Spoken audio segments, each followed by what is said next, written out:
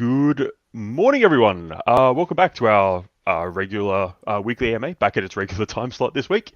My name is Marty, also known as Alcatraz. I'm the lead designer at Raini Studios, working on our flagship, or predominantly working on our flagship title, The Lords of Light.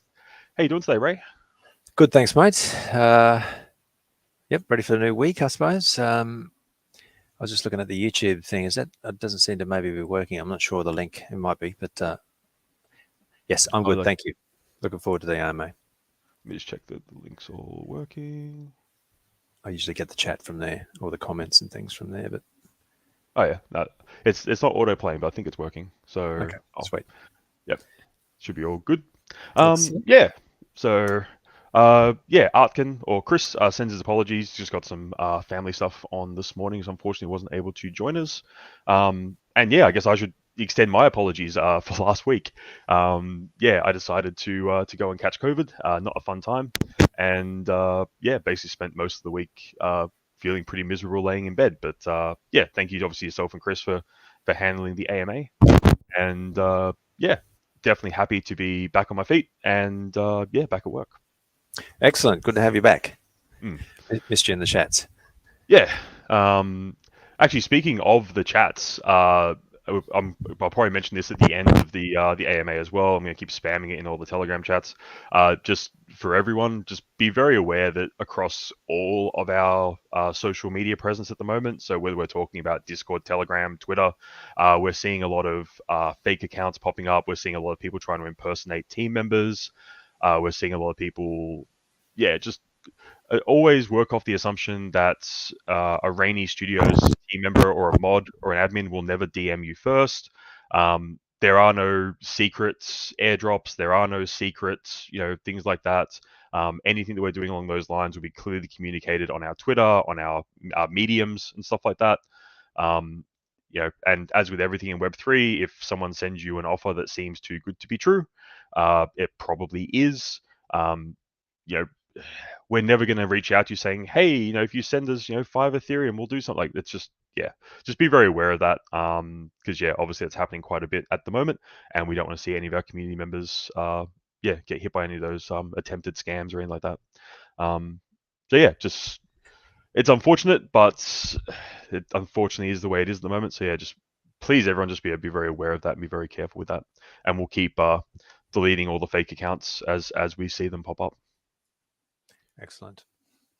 But yeah, cool. So probably a bit of a shorter AMA this week. Obviously, Draz, yourself and Chris spoke through a lot of the Web3 specific things that were coming up on last week's AMA. So definitely jump on our YouTube and you can check out last week's one if you haven't done so. I'll go actually put a title image on that. It's the only one out of all of them that doesn't have the image. And my OCD is bugging me about it at the moment. But yeah, probably the biggest update, the team's still working hard behind the scenes on the RST storefront and getting all that up and running. We actually had a meeting with Merit Circle last night to talk about their new Sphere marketplace that will be launching on Beam and how we can make sure that all of our stuff integrates nicely on that. So that would be cards, packs, RST, and so forth. And obviously, we'll get the RST storefront up as quick as we can. That's in testing at the moment.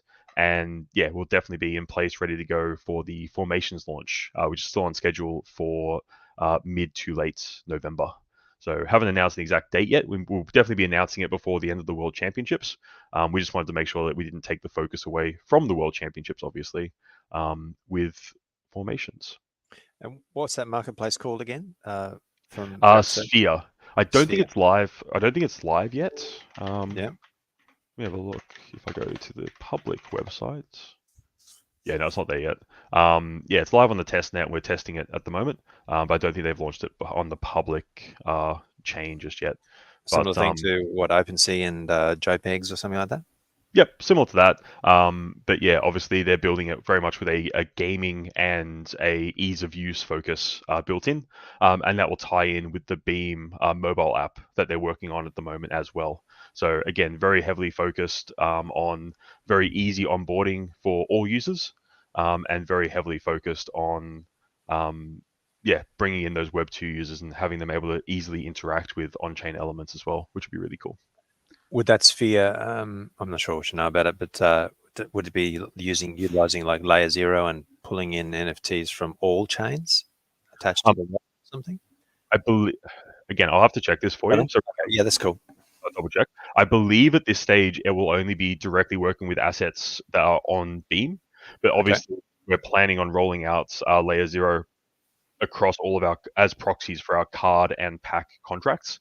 yeah, Um, so it should be like if it all goes to plan, which we're hoping it will, it'll be a trivial amount of work to move any of your cards onto Beam, which would then allow you to trade them or sell them or do whatever you want with them, basically on that Beam subnet. And then because they're integrating that with their authentication system they're building, and that will be integrated across your Beam wallets, that should also, again, hopefully make it trivial if you wanted to trade cards with Web2 users as well. They'll be able to do that through the Beam app that they're working on at the moment. nice. So yeah, it's sort of all these pieces sort of all coming together. And yeah, we're very excited, obviously, to be working with Beam directly with all their devs to get this all up and running as quick as we can. Excellent. The on the Web3 side of things, this it's just popped up in the chat from Ash Hole there, but it's also another question from other people as well, is about the play to earn aspect. I know you're saying that the RST storefront is coming online and things, but all the renting of the cards and the play to earn, what's that waiting for? Yeah, I mean, the main thing I was waiting on was actually getting the RST token live, Yep. making sure those contracts were ready to go. Now that's done, the devs can move over and start getting that other side ready to go as well. So actually setting up the contracts and deploying them for the rental system and the like the new staking system, and that will obviously all be happening on Beam there as well. So once we have that all up and running, and obviously with the staking, you'll have the faded card side of things. We've got to make sure the client gets updated to support those. But yeah, that will be obviously a focus of the team once the RST storefront is live. So it's I hate giving the answer of soon, but yeah, obviously the immediate priority is getting the RST storefront up next. Once that's done, we'll be able to get the play and earn mechanics live as well. The faded card aspect again, like if someone can, once you stake a card, it becomes faded, but you can still play with that card, but it still earns for you as well. Yep. So the idea is basically that you will stake your actual like NFT, like your NFT copy of say Elon as an Yep. example. When you do that, we will basically drop a faded version of the card into your wallet as well. That faded version, if you wanted to say rent that to someone else, they can then play with the card. And when you stake the original to create the faded version, you can then choose how you divide the play and earn rewards between the person who plays with the card and the person who owns the original NFT. So it's basically our take on doing a system similar to like what some other games have done with like their scholarship programs. Probably Axie is probably the most well-known Web3 project that sort of pioneered that aspect, I guess, of play and earn, Yeah. where you can have someone who, like I said, maybe owns quite a substantial collection, potentially more than they can play with themselves. The faded cards will allow you to set maybe like a 50-50 split or an 80-20 split, depending on how you choose to do it. You could go 100-0 if you really wanted to. You can't go 110 though, that just doesn't work. But yeah, it allows you to basically to rent those cards out to people and choose how the rewards are divided between both. So it allows you to obviously gain additional rewards as the original owner of that NFT, while still incentivizing the person that you are renting it to obviously engage and play with the card as well. So both players win in that situation. Right. Mm. So yeah, and then obviously it's a cleaner way than actually having to transfer. So you will always own that original NFT. That will never have to leave your wallet or the staking contract. So it's a much safer way of allowing players to do that sort of scholarship style system. If the user of the card, the one that wants to rent it, Hmm. goes to rent a card, are they presented with like the 1,000 different contractual options for 100 to 0 or 80 to 20 or 70 to 30? Are they presented with that, or how does that selection process work? Is So that we still built need in? to we'll build out obviously the UI to make that a bit clearer Yeah. when you're actually going through it. But the idea is the person who creates the faded card will be the one that sets what the percentage like split will be. And then the person who is then renting can basically choose from. So you'd probably maybe select a specific card, and then you'd have a list of cards available at who they're from and what the actual splits would be. and obviously Okay. what any costs or fees or stuff like that attached to it as well. So theoretically, you could rent a card at no cost, Yep. but that has like maybe a 100% return to yourself. You could rent it for a fee, but there's obviously, yeah, there's a lot of different ways Yeah. to do it. And that will really just come down to, I guess, the open market deciding where the value proposition is. Um, you may find that the what becomes like the standard split. Again, we're not setting this. This is up to the community to sort of Yeah. work this out. They're your cards, not ours, obviously. But theoretically, you may find that the splits and fees associated with renting a mythic will be different to say a common from like Genesis. Again, it will be up to the community to decide what they consider to be, I guess, fair, um, and the open market will sort of decide how that sort of evolves from there. Sure. Okay. Sounds interesting. Cool. Now I did on Telegram promise to leak a card today. I don't even call it leaking. I think we're at the point now where it's not leaking a card, it's like previews of formations because we're actually not that far off. So Yeah. let me upload. Um, I did this super quick, so I didn't actually even have a chance to throw it through Photoshop. I literally just went into, we've got like a demo client or a staging client that we're using at the moment for testing formations as the cards all get implemented and tested. I just literally went into the deck editor and took a screenshot of it. Sure. Um, Do you reckon we just throw it up on the screen and then we can discuss it, or Yeah. I Yeah. I literally didn't even have a chance this morning to blur out anything, so I don't even get to do my usual troll thing of like trying to make Right. people figure out what the Yeah. text is. That's right. Are you guys playing with these cards at the moment in testing? Yep. You are. Yep. Yeah. So we're actually at the moment a big part of my job today on my to-do list is finalize the formations theme decks. So yeah, I've got them mostly locked down. One's a monocolor deck, one's going to be a multicolor deck. Um, Yeah. at this stage, again, this could change drastically with testing because obviously a big focus of theme decks is making sure that it shows the set off in its best light. It's relatively balanced compared to the 7 existing theme decks. They're fun to play, but not too high up on the difficulty curve. And the monocolor one, I'm a little worried at the moment might be a bit too high on the difficulty side of things. So that deck may need to change a little bit, but it's also like just a ridiculously fun deck to play. So we're trying to just work out if it ticks all the boxes for us to be happy to release as a theme deck, basically. Yeah. Um, so yeah, it's a very interesting part of design this where we've got to basically not only design the cards, make sure they work thematically as a set, make sure they work across all like the eternal format that we use for all of our competitive play and like quick matches and stuff like that.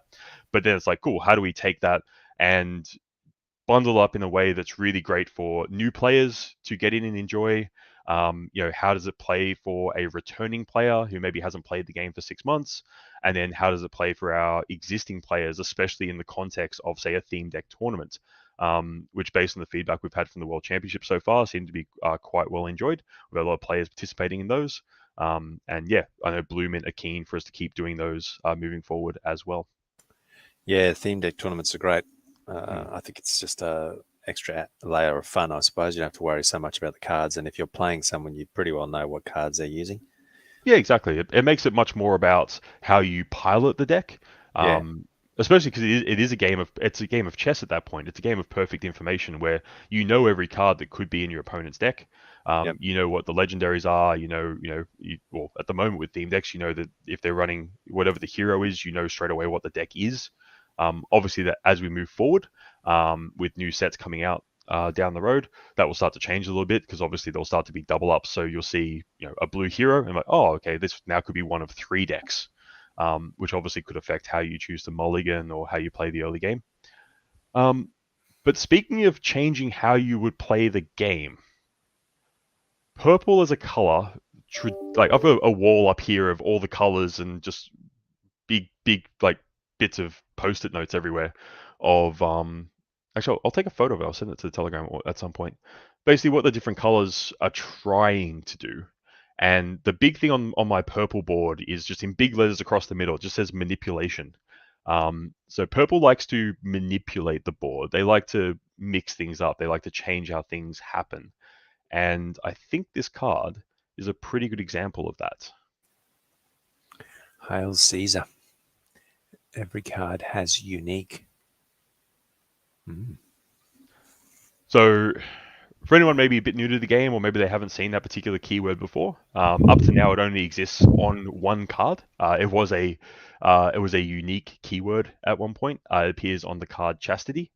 And basically, unique is whenever you play, if a card has unique and you play a copy of it, any existing copies on the board are destroyed. So yeah, Hail Caesar makes every card unique. Every card in your hand or in all decks, or what's the deal there? Every On the card in board? play on the In board. play, on the board. Okay, cool. Yep. So someone else plays another of those on their own side, like a Manticore or something. You've got a Manticore Yep. on your side, destroys their Manticore automatically. Correct.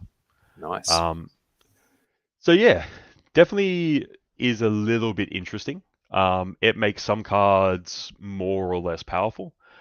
In particular, Campai Pandas and Chubby Aliens becomes very interesting with this. The Replicators become very interesting with this. Early game decks that try to spam out maybe Defenders become a little bit interesting. Then you've got cards like, say, Envy, that changes a little bit. So yeah, it definitely it ticks the purple box of wanting to manipulate the game state quite drastically as well, which is really interesting. If you threw a pink defender down and the opponent had a pink and a purple defender, would it just Mhm. destroy the pink one? At this stage, yes, because we do treat them as different cards, even though the actual card name is the same on all of them. We are testing that though at the moment, because we may end up making the change where it will kill all, like it just treats all defenders as the same regardless of color. Wow.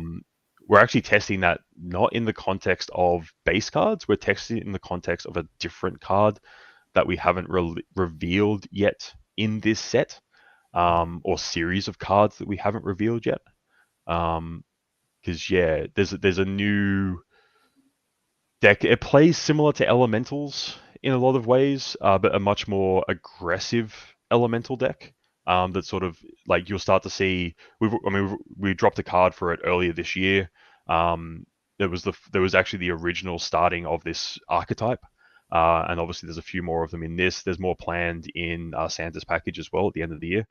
So yeah, definitely with a card like this, it takes a lot of testing. We want to really make sure that it's not going to uh, break existing decks too hard, or at the very least, make sure that those decks are still somewhat playable.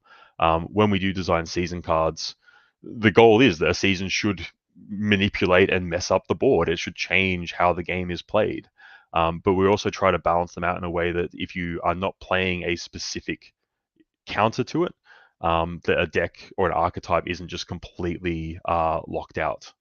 So it's an interesting balancing act between the two. Wow. Do we know how many cards are approximately in formations? I Is that believe it's. Let me just pull up the doc. It was 60 or 61 at the moment. wow? Yeah, 60. Yeah, 60 at the moment. Oh, sorry. How do I say this without giving away what we're doing? Inside the client, where we go in and we set up all the cards that you could see within the game. So there's like a big database within the client, which includes things like the replicants. It includes like the 7 cards that you get from like the 7 deadly sins, mythic stuff like that. In that database, there are 69 cards. Right. The magic number. Of course, there is. Yeah. Now, Nice. whether or not you would, I'm trying to word this really carefully, and keep in mind this is all subject to change. Like this is like design in action. So literally up until the day we launch, we'll be testing, we'll be making sure the set's balanced, we'll be adding or removing things as needed. But yeah, there are 69 cards in that database, but not all of those would appear in the deck editor. Right. They get So created from another card, make of that what you will. staking or something. It's like Chad Doge or something. Yep, exactly. Yeah, because I mean, obviously, to give you an example with that, the in that deck database, the chubby aliens, there's like 20 different ones of those, because each one of them has its own unique power, toughness, cost, and flavor Yeah. text. Yep. So yeah, Okay. but yeah, this obviously is, yeah, it's a large set. It's similar in size and scope to what we did for Genesis and Tempest, but obviously with the added benefit that this is the first set that we've designed after the game has basically been out. Genesis and Tempest, as you know, all of our OG community members will know, were designed both at the same or very closely back in the early days, and obviously have both been playable in the clients almost since day one, or since the first like public alphas and such like that. We had both those card sets in there. So yeah, obviously 7DS was the first set designed after we had those cards being played with for a while, and then this is the first full set to be released since then as well. So So formations being a full set will have all the rarities and possibly commons and uncommons free type cards as well, like Tempest. yes, absolutely. There are commons and uncommons in formations. At this stage, unless something drastic was to change, the plan at this stage is that these will not be released as on-chain cards. They'll just be released as soulbound cards for the commons and uncommons. Again, similar reasoning to Tempest, where for collectors, for people that want to play with on-chain cards, we generally don't want you to have to worry about all the cheaper cards. You want to keep the collections to the more premium cards, so the legendaries, mythics, and the rares.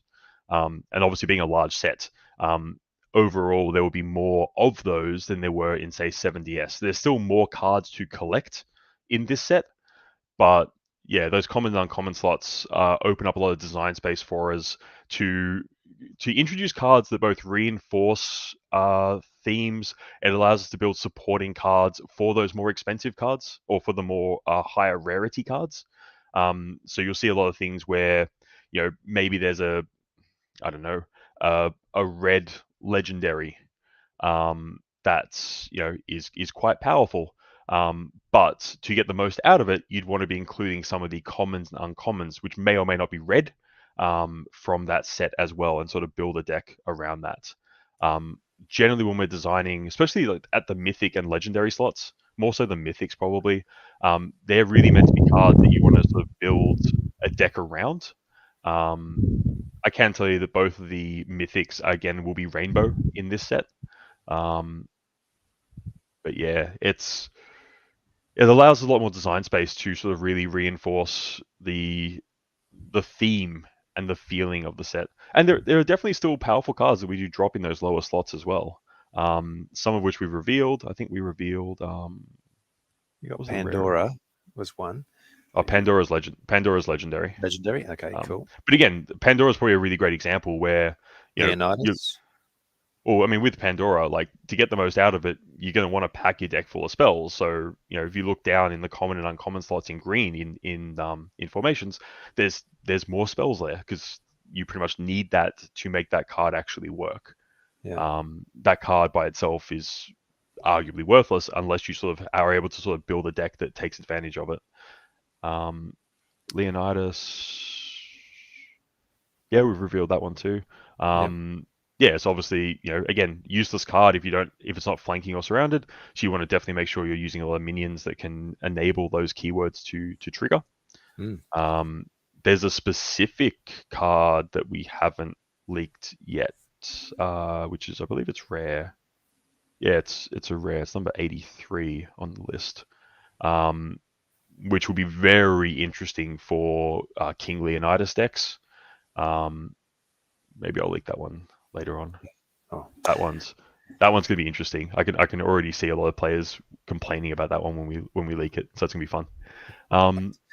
But yeah, this is the exciting part of designing a set. This is the exciting part of new cards sort of coming out. Where Ash, I'll leak it if Spill it. I'll tell you what. I'll post Hail Caesar the Twitter after this. If it gets 50 likes, I'll leak the next one. And if that post gets 50 likes, we'll keep it going. So actually, no, not 50. It needs to be 60. It needs to be 69. 69. 60. It has to be. That's yeah. We'll have all the whole set leaked before the end of the day. Yeah, I'm just encouraging people to bot it. It's almost like that's how social media works. Just create if you guys create a bunch of bot accounts and just like and retweet everything, it works. Um, but yeah, no, there's a lot of interesting cards coming up in formations. Like I said, the games we're playing with these sets at the moment are really fun.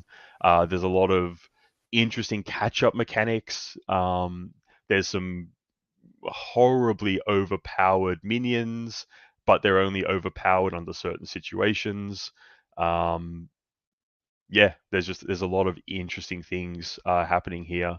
The I can say there's at least one card that has the word elemental on it. Not going to tell you where it is on the card, but there's definitely a card that's interacts with elementals. It's probably the best way I can word that one. Mm. There's there's a lot of cool stuff, and there's even some stuff coming up that I don't think we've even announced yet. Just in terms of how the set will actually be released, and some of the benefits for NFT holders and stuff like that as well. So yeah, a lot of cool stuff happening with formations. But yeah, that there is Hail Caesar. Nice. He's a rare, obviously, looking at that Yep. little icon there. Yep. Yeah. I don't think we've ever done a legendary season. I'm not sure how that would work. But yeah, that's a rare at this stage. You got the new formations logo up the top there, which looks really cool. And yeah, definitely this one's going to need a lot of testing. Obviously, we're testing it now, but yeah, there's a lot of unique ways that it will interact with the board when it's played. Nice. Cool. Were there any other sort of questions you wanted to touch on? This might be one of our quickest I've got, AMAs I without do have Chrissy. a few. I do have a few Okay. questions here, I suppose, that came in through the chats and things like that. I mean, people were asking. I think you've actually answered this. What was the total X photon that has been created through all the staking and airdrops and things like that? I think I'm like the number 99. came out about 220 million. Yeah. Was what I think you guys might have put it in the chats. Someone put it in the chat there. So Yeah, basically, if that number's come from Chris or from one of the admins, then yeah, that's the right number. and So again, I was going to say, just again through the chats, someone had worked out that probably around 110, 120 million was actually staked at the moment, which means that if you have your X Photon staked right now, you're sort of earning more than you would normally as a percentage until that well, whole amount is staked, which is good for those I that are mean, staked currently. that's almost double, right? So It yeah, is almost double. Yeah, that's right. yeah, So if you haven't staked, stake, start earning, pretty much. Yep. which Actually, is one great. question I've noticed, and this pops up every time we get closer to a set release, popping up around rainbows and unicorns. That basically like the question of do you need to transfer them into the Rainiverse pool to use them? The answer is yes. Basically, to spend your rainbows and unicorns, yeah, the Rainiverse pool is how you will do that. And formations, like every set, will have at the very least will have raffles and auctions available for packs to go out. So yeah, if you are sitting on rainbows or unicorns, or if you've staked RST and are getting it again, earning them that way as well, then yeah, you'll definitely want to have them all in the Rainiverse pool ready to go for the formations launch. I don't imagine you've detailed the way that those purchasing will happen at the moment. That's a little way off, I imagine. Yeah, still a little way off. As I said, we're working all that out at the moment. We're working with Merit Circle to make sure, or with Beam, I should say, to make sure that we can work with them to get the biggest launch possible for the set. All we'd really say at this stage is that there will be specific incentives and rewards for people who are either, or a mixture of, if you are either buying formations cards on the Beam subnet and or if you're buying them with RST. So yeah, and that will generally be the plan for all of our like sets and for all of our releases moving forward. Again, if we've always said that we believe the whole concept of player owned assets is up to you where you choose to own them. So we'll still have cards or packs available on the other chains as well. So Ethereum, BNB, Avalanche. But yeah, obviously we're going to incentivize people to, at the very least, to do their original purchase on Beam. And obviously through layer 0, if you then choose to move them elsewhere, that's completely up to you. On the RST storefront, in the game itself. Will packs be able to be bought through there with RST? Is that a plan? So it won't happen through the client at this stage. It'll still be on rtlol.com. So Okay. the RST storefront is planned to be on rtlol.com at this Oh, stage. okay. Yep. And then yeah, basically you'll be able to go in there, again, sign in with your Epic account, which will then give you access to any wallets that you've linked through that, and basically go through there. So that obviously through that you'll be able to use any wallets that you connect yourself through MetaMask, and then once we have your Beam wallet set up as well, you'll be able to work with both. So again, trying to make sure that that RST storefront is set up to not only support our existing Web3 community, but obviously as we move forward, we want to make sure we're able to support our Web2 users coming in as well. Is it that storefront where 25% of purchases get burnt and 25% go to Yep. the pool for the Raini to RST stakers Yeah, absolutely. or Um, migrators? Yep. yeah, so there'll be everything that happens through the RST storefront Yep. will be where that sort of transaction occurs. Yeah, nice. And again, to support that, we're making sure that we are heavily incentivizing people um, to make their purchases again through that RST storefront as well. I was quite surprised, I suppose, when Chris or Arkin sort of mentioned that for the Rainiverse passes, there's only going to be around about 50 to 100. Mm-hmm. But I obviously understand that because they're all the rewards on the Rainiverse tier are NFTs, and if obviously some of them are cards with a certain rarity, there's got to be a limitation. But can you elaborate a little bit more on that? Just the number or the? Yeah, so the idea is basically that we wanted to make sure that we are like that Rainiverse tier of the Battle Pass is designed for our serious collectors. All the rewards on there are obviously NFT based. That will be a mixture of cards, packs, and so forth, as well as other like exclusive on-chain rewards. The overall thing to keep in mind there is if we are doing, theoretically packs of formations or even promo cards and stuff like that through that pass, because all of our cards have set editions. It means there's only ever going to be a certain number of packs of any set available, and obviously all of our promo cards have that same restriction, or restriction is the right word, built in as well. So it unfortunately can never be a thing that we just release an unlimited number of them. It's always going to be a restricted number. Mm. Having said that, if we do say the first one at maybe whether it's 50 or 100 or whatever that number ends up being, if that just gets snapped up within seconds, or if there's significantly higher demand for it, obviously we can take that and look at what we can do to expand the allocation that goes towards that as well, Yeah. to allow us to do more. But yeah, at the end of the day, it's not something that every RTLOL player will potentially be able to own, and that's okay, because again, it's not designed for like if you look at the three tiers of the battle pass, obviously free tier is there for 100% of the player population. Yep. That's it's a very powerful engagement and reward mechanism that we have to reward players who come back and keep playing the game. Then obviously the paid tier or the Lux tier of the Battle Pass is specifically there to incentivize our more engaged players. So that's specifically looking at people that want to get in and grind, want to get in and play the game on a daily basis.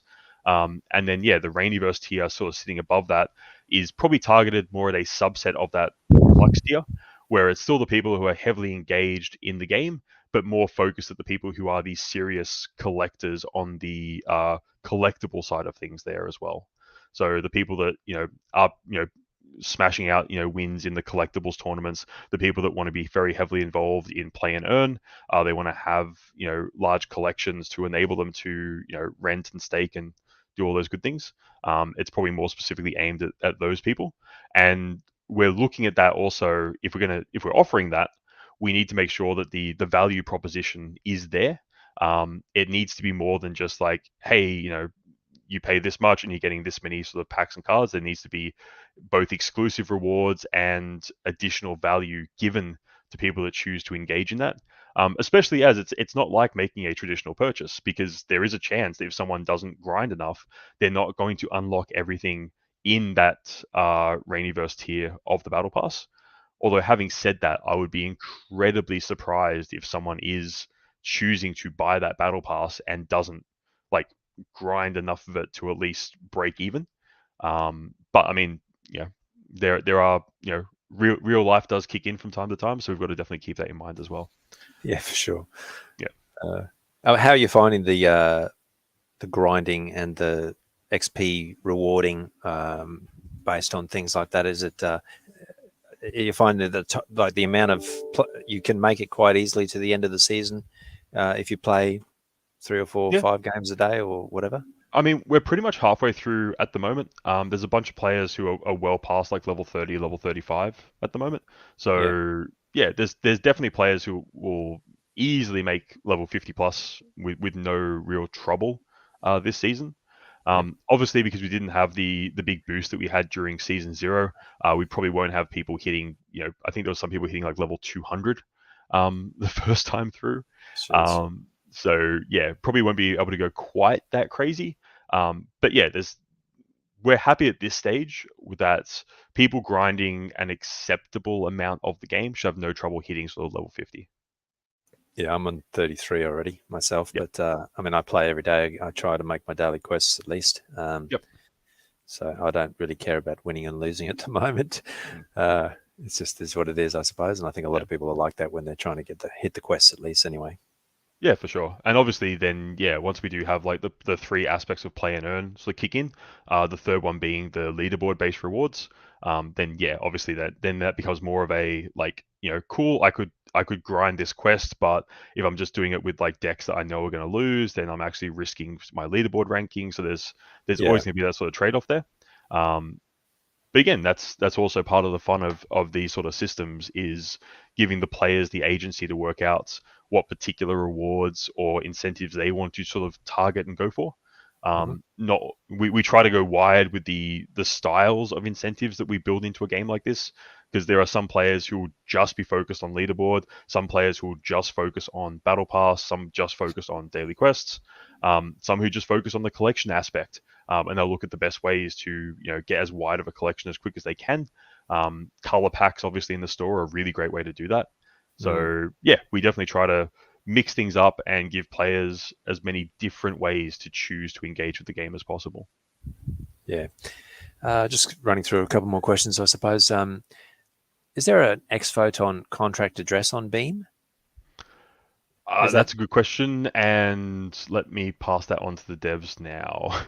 I'm sure there is, but I mean, I suppose in league with that, I suppose people are just looking to see. I mean, it seems that every way we've done the migrating and the staking, and you guys, even with the airdropping, it's the staking part is pretty well automatic. So it doesn't really, it might obviously be in our wallet, but it doesn't stay there very long. It disappears straight through basically to the staking contract. that might have actually been our bad. We made the process too seamless. No, it's good. It's great, but yeah, let me just check, and I can pop it in Telegram if there is, Yeah. what those actual contract addresses would be. And I suppose another valid question that came up as well is, can people move their X Photon? So basically, what they're saying is that for wallet security, or I've got to change this now because I'm my personal, I'm changing the way I do things on crypto. I want to move all my assets from this wallet to this wallet, and so I want to move I want to unstake my Photon. I want to move it to this wallet, and then I want to restake it. Is that going to be a possibility in the future? That would make sense. Yeah, I know it's not a functionality we've built in at the moment, Yeah, but again, it shouldn't be too hard to actually enable that. So again, yeah, we pass that on to the devs and see what they say. And again, yeah, I'll sure. answer these. Of those two questions in particular, I'll answer on Telegram. Okay, awesome. Thanks, mate. RA Verse just asked. He just said he's really missing the big picture with the game in the studios. He's asking, what is the longer term plan with product releases, marketing, and growth of players and games, and when can we expect these? Yeah. I mean, long-term plans is we want to keep working on RTLOL, keep adding new cards and expansions, looking at different forms of marketing that enable us to bring good players into the ecosystem.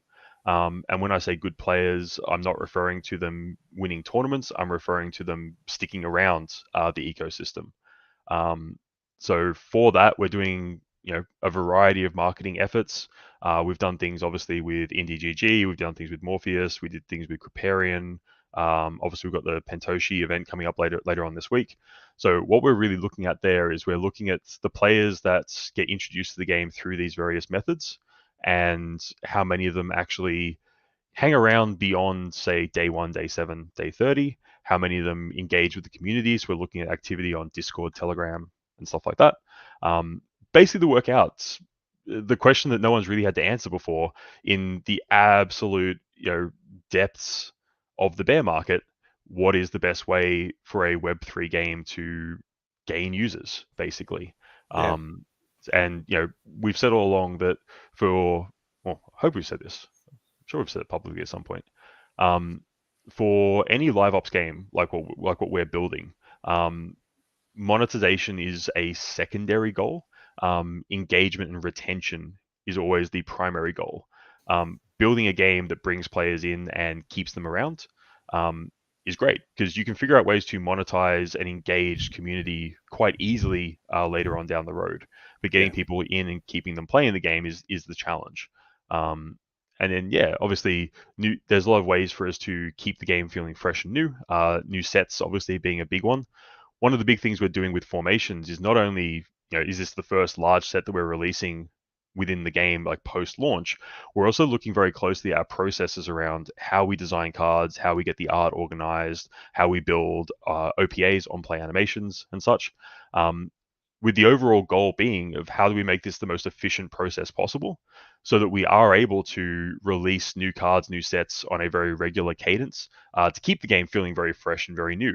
Our goal for 2024 is 4 sets, being 2 large and 2 small sets. So 2 of like a 7DS size, and then 2 of a Formations Tempest Genesis size sets. That's a lot of cards, that's a lot of design, that's a lot of play testing, that's a lot of art, that's a lot of OPAs, that's a lot of building new mechanics and such like that. So Formations is really where we're testing a lot of our processes and internally documenting those processes within the team, to make sure that we're able to deliver those features as quickly and efficiently as possible. And we hope, like I said, I really do hope that when players get their hands on Formations fully, cards like Hail Caesar as an example, there's going to be a lot of stuff in here for players to explore. And definitely there'll be a lot of new decks, a lot of new ways of playing. It'll definitely shake up the meta quite drastically. This is definitely going to be the first big shake-up of the meta. I guess Lust technically shook the meta a little bit, but this will definitely be the first big meta like shift that we sort of see, and then seeing how we sort of carry that forward. Outside of that, in terms of new games and other projects, obviously we're still very early days on LOC. We're still looking at potentially what engine that game is built in. The team obviously definitely has options. We're still early enough in the process that the team has options around that. And given the scope of that project and some of the decisions that have been made recently by certain game engines that we won't bother naming right now, we're definitely looking at potentially other options for that. Which I actually had some meetings when I was in Melbourne with GCAP 2 weeks ago around that specifically, chatting with some representatives from a different game engine who, we'd be very interested in working with potentially for LOC. But we just had some questions around specifically how this other engine worked on mobile. But they were able to give us some very good answers that ticked all the boxes for what we were looking at.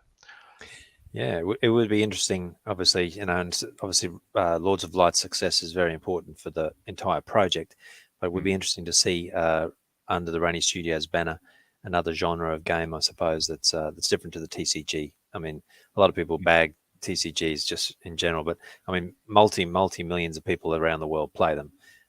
And I think they're perfectly aligned with the blockchain with regard to NFTs, renting, earning, all that sort of stuff. Fantastic. Probably no better game for that style of thing, but it would be interesting to see another genre of game come out from Raini Studios as well, just to give us that extra depth, I suppose.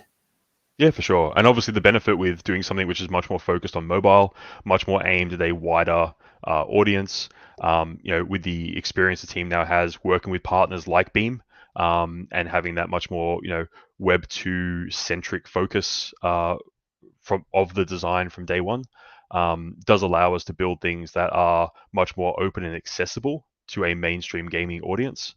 And then obviously have that like Web3 experience sort of just built within that, but yeah, being much more accessible would be a big thing. Yeah. Because yeah, as I said, while TCGs are a brilliant fit for blockchain based design, um, that doesn't necessarily mean that there's not interesting opportunities to do things like moving forward in different ways. Especially now, again, like RTLOL's been what it's been 2 and a bit years, I think, in Yeah. development roughly, Hmm. something like that. But yeah, you think of all the changes, even in the Web3 space, from then to now, ignoring the markets, ignoring sentiment and engagement and stuff like that. But you just look at like the technologies that have been built, that we can then utilize within design. Um, you know, back when like RTLOL first launched, like everything was on Ethereum, gas was horrible. We saw that with the 7DS launch, where literally hours before we were launching the set, gas spiked to like 200 USD for a transaction. It's like, well, like, do we literally have to like postpone the launch of a set because you know other factors are influencing how this launch could actually go? Yeah. Um, But you guys but come up with the just straight to the wallet without having a mint sort of things. So mm, you sort of adjusted to the scenario, which is fantastic. Yeah, but then you've got more interesting opportunities now with things like the Beam subnet, with gas prices. Like when we did like the X Photon, like all that contract stuff, it cost us like $1 in Yeah. gas. Yeah. That's literally you could argue that's actually becoming cheaper than using traditional tech stacks like AWS or traditional like servers in hosted in the cloud, which is pretty crazy. Mm. So then all of a sudden, you know, it opens up such really interesting design space, which we're starting to explore in terms of what we might do for something like LOC. What does an NFT ecosystem look like where everything starts out as a free NFT and then builds value and builds, and the price goes up over time, as opposed to a lot of collections that launch a certain price and then have to try to struggle to maintain a certain price point, usually just driven by market sentiment more than anything else. Um, all of a sudden, if you've got this ecosystem where gas is basically trivial, what does it look like for a game to just turn around and go, cool, we're going to cover all of your gas, full stop. Um, so all of a sudden you can interact with on-chain elements as much or as little as you want, and you're doing it the exact same way that a Web 2 game would interact with something in a back-end database. Like you can make it completely seamless to the user. Um, then the question becomes, if you're doing that, where does that put you with potentially launching on platforms such as Steam? You know, because all of a sudden, is this still a Web3 game? If you don't have MetaMask, if you don't have gas, if it's just you have digital assets, um, there's a lot of interesting design space that we're starting to explore, Mm. and there's a lot of possibilities that 2 years ago just weren't options at all, because obviously the space was everyone was still like scrambling to work out and learn how to best utilize these technologies in the context of a game. We've obviously our team ourselves have obviously gained a lot of experience through the building of RTLOL, and we're going to keep using that experience to keep making RTLOL the best game that we can, obviously. Um, but yeah, in the context of a brand new game, it opens up interesting design space there that we're really excited to explore. Awesome. When you mentioned there the upcoming Flightless Space Agency Invitational, Mm-hmm. Nemesaur had a question around that because originally it said that you had to own that NFT by the 1st of September. And his question was basically, what is the deadline for the snapshot to own that? Has it been taken, or is it still on, or is it just before the day, or what's the deal with that? So I believe we updated this on Bluemint, where the snapshot would be basically 24 hours before the event starts. Okay. Um, because obviously the event date has changed and stuff like that was moving around a bit. Yeah. If anyone has been affected by that in a negative way, please reach out via DM on say Telegram or Discord, and we'll deal with that on a case by case basis. Um, but yeah, generally speaking, it will be 24 hours before the event, and you'll need to have it in your wallets until at least the end of the event to be eligible for any rewards or prizes. Okay. Nice. But yeah, That's good. um, yeah, definitely looking forward to that one in particular. That's going to be a really fun event to have there. And yeah, some pretty cool prize. I mean, we've obviously had some really awesome prizes going out this whole time. Um, and actually, the other thing is we're putting together the leaderboards for the player of the championship and also tracking all the players who have qualified for the grand final. We're hoping to have that live on the RTLOL website either today or tomorrow. So that'll be going up pretty soon as well. We're just basically making sure all the data we're getting from Bloomint is accurate, putting that all in and formatting it, make it look nice, and that will all be up there ASAP. Sweet. So there'll be just a real-time counter after each tournament. That'll get updated. Yep. Yep. Yeah, it'll basically it's on the back end. We track it all just on like a Google sheet. It'll basically just be hooked into that. Someone in the chat Cool. just said the 24-hour deadline is not on Bloomint. Okay, cool. Yeah, I'll So follow that up and we'll I'll check. check that. Yep. Yeah. But yeah, any updates around that event, I'll make sure are in the announcements channel on Telegram and Discord, obviously as well. Fantastic. I think RAverse had a question about play to earn examples. He said it's really time now for play to earn examples and the card system. The cards have, well, they do have benefit, but the cards have no benefit anymore now. Card staking has stopped, so it needs to be clear. So, but I think we've already spoken about that. Yep. There was a medium we put out a while back. I can't remember which one it is, but I'm sure someone will find it linked on Telegram. That went into a bit more detail of how the different play and earn mechanics would work. Being that there were 3 different systems basically being built around that. One being collect and earn, one being play and earn, the other one being leaderboard based rewards. So 2 of those obviously being dependent on collectible cards. And obviously, keep in mind you've got the collectible events that we're hosting during the World Championships. That won't just be a World Championship thing. We're looking at doing those. Like I said, the 4 different tournament formats that we've got built for the World Championships. They're not going away. They're going to stay within the client, and we're able to host events using those formats whenever we want.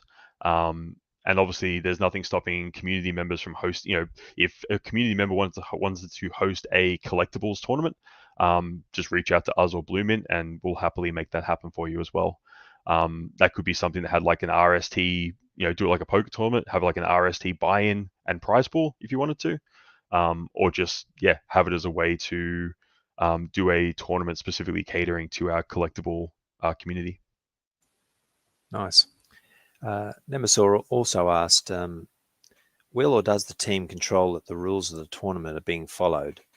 And then he went to specifically say that the rules of the same 2 deck or 1 deck in the BO1 Turbo events are played without changes throughout the tournament.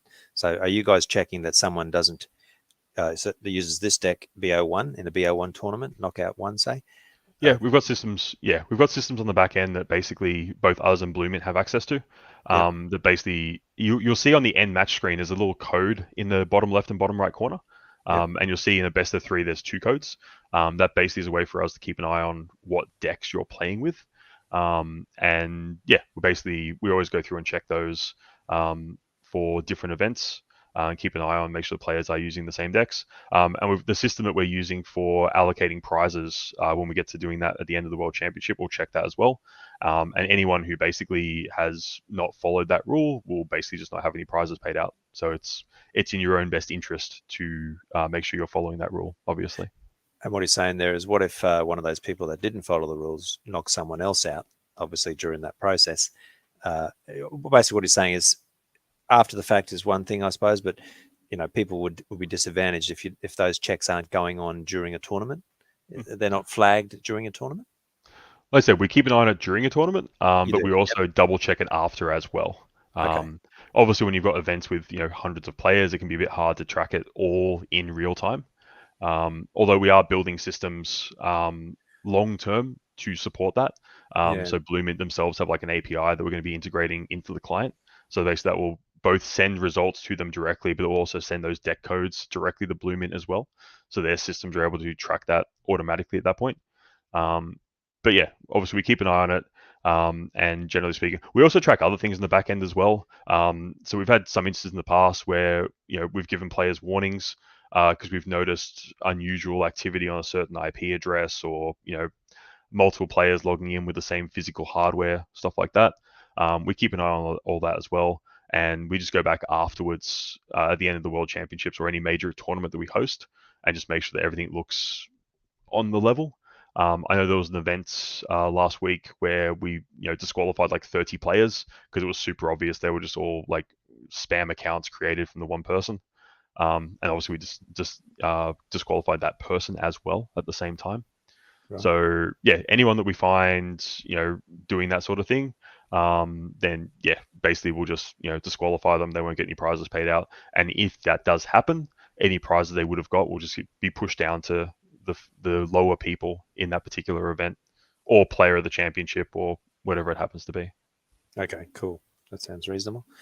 Um, all right. That's all the questions I have on here at the moment that I can see. Cool.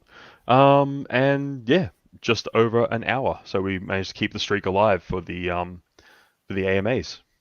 But just sorry, just before you go, you've been to a couple of gaming conferences just recently. Was there anything interesting for us or for Raini Studios coming out of that? I saw the Supercell picture and things like that. Is there anything interesting came out of that? Like Yeah, just so short summary. Yeah, so basically October is kind of like conference month in Australia for game developers. So we were at GCAP, which is Games Connect Asia Pacific down in Melbourne. So we are there alongside Leonardo, basically, yeah, demoing the game, chatting to various people. Probably nothing direct coming out of it, outside of potentially, we chat with various people, including publishers, make sure people know who we are, what we're building and stuff like that. So it's one of those things where you throw out a lot of leads and you sort of wait and see if any of them sort of bear fruit. Yeah, After GCAP, we were at PAX Australia, showed the game off there, not on the show floor, but like did some private demos and stuff like that as well, with some different people, which was really fun. And then, yeah, from tomorrow, we'll be at South by Southwest Sydney until Saturday as well. So, yeah, it's the first time South by Southwest has been held in Australia. So we're very keen to see how that goes. It's over 10 days. They expect to have a lot of people heading through that over that time. Definitely has much more. So PAX and South by Southwest are much more consumer focused. GCAP was predominantly industry. Um, but yeah, it's one of those things where we attend these things to basically, one, the biggest thing is make sure people know who we are, know that what we're building and stuff like that. So there's a lot of people that were like, hey, go download the game, give it a try, get in touch with us, make sure that try the game out. And then outside of that, it's outside of just brand awareness, it's trying to get feedback, but specifically from potential business partners. Which again, similar to what we did at GDC and 3XP and stuff like that earlier in the year as well over in the States. So yeah, these sort of conferences are, I mean, tiring if nothing else. And from my experience, you generally get sick after them, which kind of sucks, but that's just the way it is. yeah, But yeah, there's been a lot of, I mean, from earlier conferences we did this year, we had a lot of really great connections that come out of that, a lot of great response from people that got to meet us, got to see the game and such. And I would expect that to continue. lovely. All right, mate. That's all the questions that I able. Cool, easy done. Yeah, have a great week, everyone. Yeah, keep your eye on our YouTube. So we're starting to get back to editing more footage from the finals, um, and just random World Championship games. And yeah, good luck for the World Championships for everyone who is participating. And we'll catch you back here next Tuesday. Cheers, guys and gals. Catches.